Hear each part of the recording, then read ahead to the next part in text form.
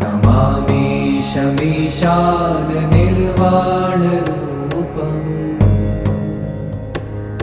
विभुं व्यापकं ब्रह्मवेदस्वरूपम्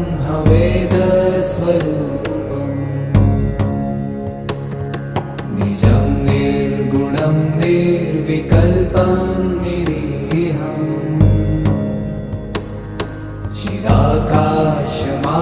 चिदाकाशमाकाशवासं भजेऽहम्